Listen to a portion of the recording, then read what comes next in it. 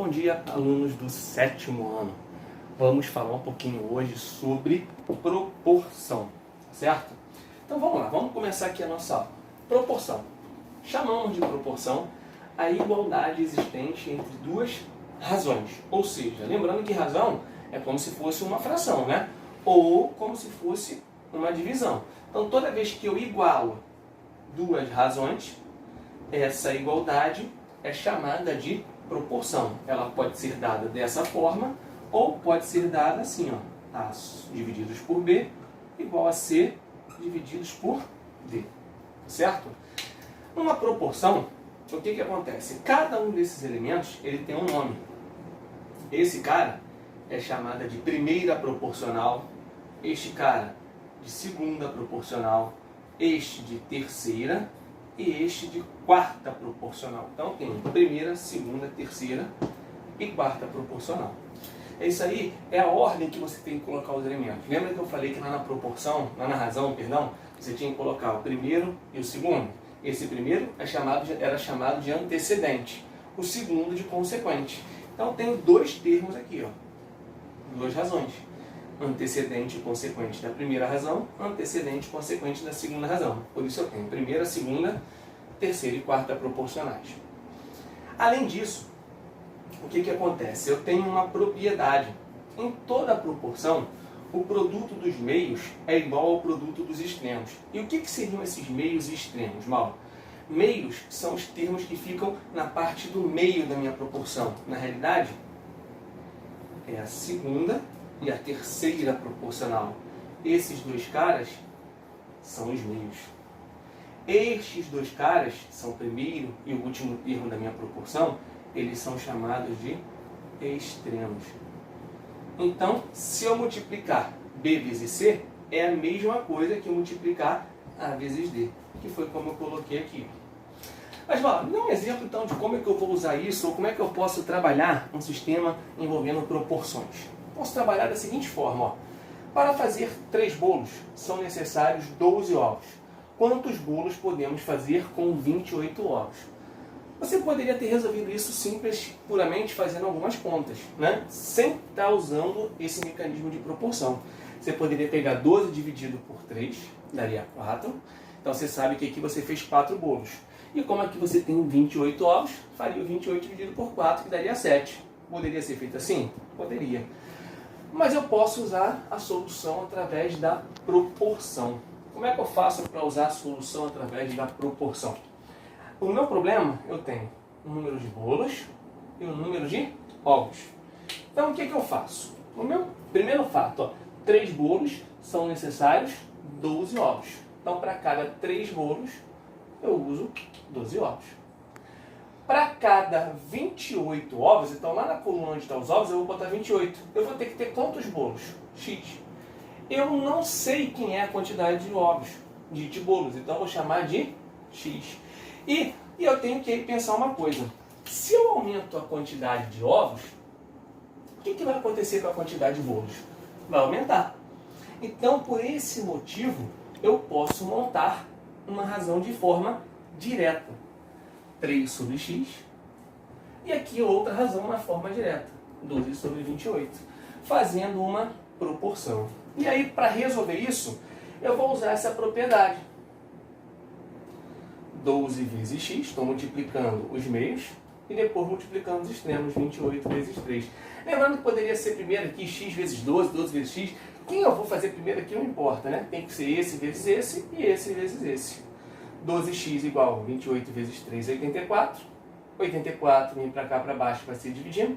84 dividido por 12, 7. Ou seja, eu vou fazer 7 bolos. E aí você acabou que transformou essa minha proporção em uma equação aqui, ó, para que você faça e resolva através da equação. Tá certo? Observação, como eu falei antes, se eu aumentar o número de ovos, o que vai acontecer com o número de bolos? Ele vai aumentar. O que significa dizer que essa minha grandeza aqui, ó, número de bolos e número de ovos, elas são grandezas diretamente proporcionais. O que quer dizer isso? Se uma aumentar, a outra também aumenta. Se uma diminuir, a outra também diminui. Mas, em uma proporção, as grandezas elas podem ser diretamente proporcionais ou inversamente proporcionais. Ou até mesmo nem ser proporcionais. Tá certo? Vamos ver aqui um exemplo de uma que seja inversamente. Um carro percorreu com velocidade 80 km por hora uma determinada distância, em 3 horas. Se o tempo gasto para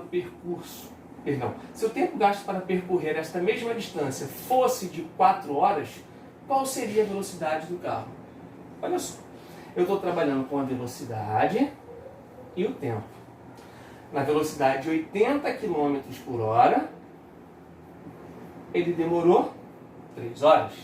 E se a minha velocidade passar para 4 horas, quanto é que vai ser a minha velocidade? Se o meu tempo passar para 4 horas, o que acontece com a minha velocidade? Observa o seguinte, eu de 3 horas pulei para 4 horas, mas eu mantive, a distância ela é a mesma, ela percorreu a mesma distância. Se a distância ela é a mesma, o que vai acontecer? Se eu aumentar o tempo, se eu demorar mais para chegar no local, o que aconteceu para eu ter demorado mais para chegar no local? A minha velocidade ela foi menor, eu andei mais devagar. Então, eu aumentei o tempo, o que tem que acontecer com a velocidade? Ela diminui. Então, por isso que eu botei uma setinha aqui para baixo, ó, dizendo que eu estou aumentando de 3 para 4, e aqui essa setinha está ao contrário, porque na realidade ela vai diminuir. Então ela aumenta para cima, ela não aumenta para baixo, como eu fiz no outro caso. Esse caso são casos de grandezas inversamente proporcionais. Mas Mauro, e aí como é que eu faço para resolver quando essas grandezas elas são inversamente proporcionais? Simples. É só pegar uma das suas proporções, uma das suas razões, seja a velocidade ou o tempo, e inverter. Então eu peguei aqui primeiro, ó, em vez de eu botar 80 sobre x, como eu fiz lá na primeira, 3 sobre x e 12 sobre 28, eu fiz aqui agora 80 sobre x, eu mudei, eu passei a ser x sobre 80. Eu inverti essa posição, para que justamente as duas setinhas fiquem na mesma posição, sobre 3 quartos. Então ficou, ó, 4 vezes x, 4x, 3 vezes 80, 4x igual a 240, x vai ser 240 sobre 4, x vai ser 60 km por hora. Mas, Mauro, se eu tivesse invertido a outra, eu faria 80 sobre x igual, e posso inverter essa, vai dar 4 sobre 3. Do mesmo jeito, ó, quem eu vou começar primeiro a multiplicar não importa, tem que ser cruzado, por isso é que a gente fala que tem que ser em diagonal, então vai ficar 4 vezes x, 3 vezes 80, deu a mesma multiplicação, ó. E aí vai dar automaticamente o mesmo resultado, 60 km por hora. Então, você sempre quando uma grandeza for inversamente proporcional, você vai escolher uma das suas razões e fazer a inversão dos termos. O que seria essa inversão? Passar o termo que está no antecedente para o consequente e o que está no consequente para o antecedente. Beleza, pessoal?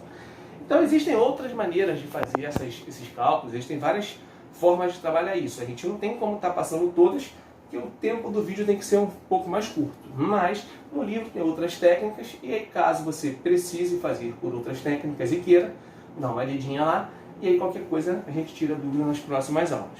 Tá legal, pessoal? Então, bom dia a todos, façam os exercícios, enviem para mim, para a gente poder dar baixa, porque tem muita gente devendo dever. Tá legal? Um abraço.